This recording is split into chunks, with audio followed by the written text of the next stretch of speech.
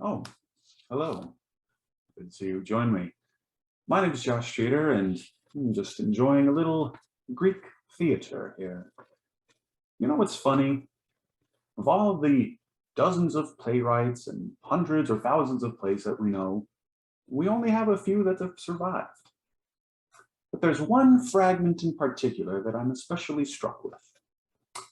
There's an ancient Greek comedian by the name of Nikokaris, and he wrote a comedy called Heracles Koragos, also known as Heracles the Theater Producer. And, well, I just couldn't help but wonder, what would that play have been like if it actually survived? Hmm. No doubt my craven cousin sent us here. It is bad enough the labors he decreed that I must needs complete in penitence. You know the first. Oh boy. Ladies and gents, just buckle up. My uncle's going to rattle off his deeds. He never can resist the chance to boast and brag about his labors 12 to all. I'll do my best to hasten up the speech so we can get back to the proper play, although a quick refresher wouldn't hurt. You know the first was strangling that cat. You mean the Lion of Nemea, right? That's meaner than your average alley, Tom. Nothing could penetrate its pelt, so you fashioned a wooden club and bopped its head. And next the Hydra in the poison swamp with 50 heads. I thought it was 9. Let's not split hairs or heads. There were a bunch, and more, for when I sliced them off, 2 more grew in its place and multiplied. Whatever was our Heracles to do? Oh, I know, and that's where I come in. As you were lopping off those hissy heads, I drove the chariot around the beast and seared the stumps by torch, so it died. Precisely, little nephew, you did well. And that was the start of all my deeds. A deer, a boar, and cleaning stables too. Some birds, a bull, and a fire-breathing mares. Escaping with the Amazon's brazier. Who knew a panty raid could be so dire? Some cattle, golden apples, and of course, taking that hound of hell out for a stroll. But none of these compare to my next task, and none so scary, so it was ordained, my final labor to perform a play. I'd rather shovel shit again, in truth. No use, my nephew, so it was ordained. By Pythian Apollo and his crone, no rest for me just yet, not until I fulfill my role as Corrigus this year. Say, Uncle, read that oracle again, in case its meaning isn't all that bad. Perhaps we're meant to do some kinder thing, like stabbing rusty pins into our eyes. Good thinking, nephew. Always wise to probe these oracles for hidden messages. Heracles, the son of Zeus, was born to Alcmene, the mortal. Well, that seems clear enough to point to you. After you complete the labors of Eurystheus, your cousin, and that's the moment where we find ourselves. Travel to the land of Athens, to the point that is highest. No doubt it means the Acropolis right here. To direct a play and also train a singing, dancing chorus. And here's the riddle we can't seem to solve. These oracles are never as clear as that.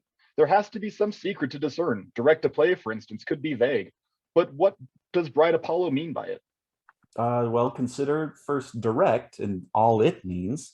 Direct a play, of course, but also men as generals or captains who command their troops about the battlefield in war. That's good, Aeolus. And think on this. Do not those generals and captains speak of theaters of war, this place or that? So maybe this is better than we thought. Okay, consider next a play, which also has a multitude of meanings. So let's think. A play could be what children do for fun, with friends or games or toys or all alone, or like those circuits Hera sent to me when I was a baby in my crib. Oh, buckle up, another boast. Although she meant those snakes to end my life, I crushed them and made rattles of their tails. Or generally an action, like with swords. In practice, like in sword play when you train. It might also be something like a ploy or feint or charge. It's something that you do. Well said, my nephew, so let's sound it out. Direct a play means train a regiment in sword and spear and shield and art of war. This oracle is better than I thought. Which makes the lines that follow clear enough. And train a singing, dancing chorus? The chorus, the recruits we are to train. But song and dance, I guess I'm at a loss. You did me such a solid, nephew. Now, I'll pay you back deciphering this code.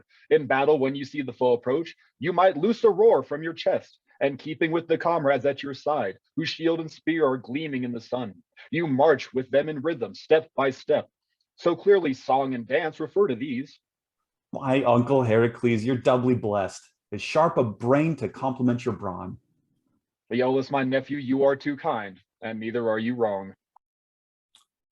Yes, I would imagine it would have begun something like that.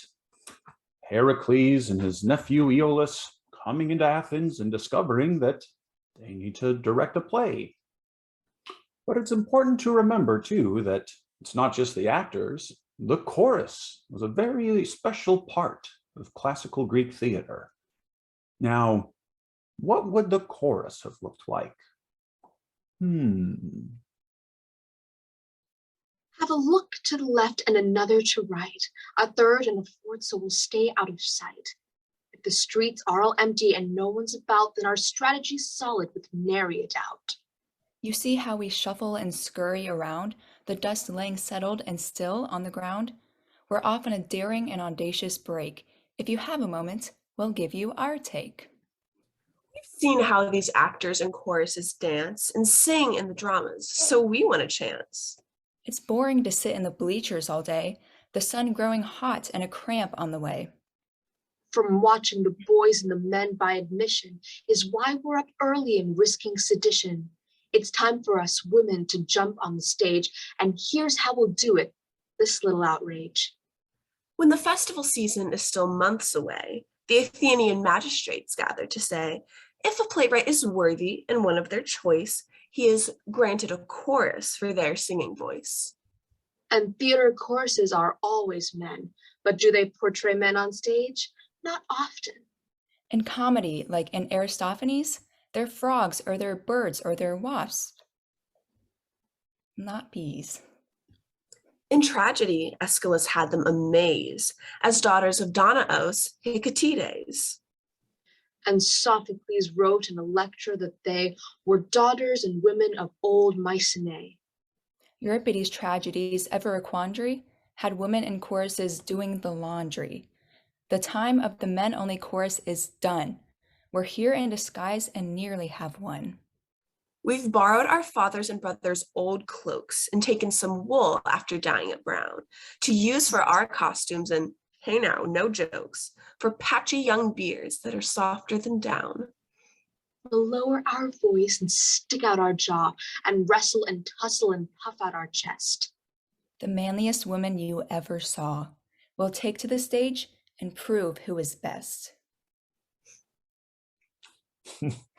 Yes, it could have been something like that wily chorus. You know, speaking of the chorus, while we don't have much evidence of Nicocari's comedy, Heracles Choragos, we do have some evidence of what it was about. For instance, we do know that the chorus sang a song about winnowing grain, separating the wheat from the chaff, the good from the useless. And I wonder, what might that song have been like?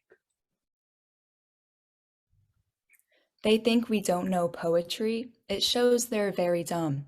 Who could have more authority than darling, lovely Mum? These playwrights and directors believe they know it all, but any smart inspector will see their minds are small. We'll prove our point using a tale from our mythology of past. Their arguments are sure to fail, and then we will perform at last. We know Lord Dionysus as the god of theater, but lively Bacchus also has much more of his concerns. The grape and vine and wine are known as objects of his reign, but Bromius has also shown some power over grain. For baby Dionysus fell asleep inside a winnow fan, a cradle, so the women tell, as it was gently rocked by hand. For anyone who doesn't know about this revelation, we'll make it even clearer, so you'll share in our elation. It's women who took up the fan and soothed the sleeping god. It's women, not the fumbling man, who offer Bacchus laud. Considering the special role in Dionysus' praise that women always seem to hold, enough with these delays. It's women's task to separate the precious grain from chaff. The lighter stuff will dissipate, as in olive distaff. So shouldn't women naturally be well equipped to judge the merits of a play and see if it's gold or sludge? We're accustomed to discernment when we organize our houses with wool or food or money, and especially our spouses. It's women's lot to find the good and nurture it from childhood. And take whatever's really bad and throw it out so we may add. The theater and all its plays, as children whom we'll rightly raise. Well, makes as much sense as anything else. You know, we do have one line of dialogue from Nico Kari's comedy that survived more than 2,000 years. Ferenun takeyos kiton natein epedutein. Now quickly take this tunic and wear it like an overcoat. One can't help but wonder what sort of madcap action was happening on stage to have a line like that.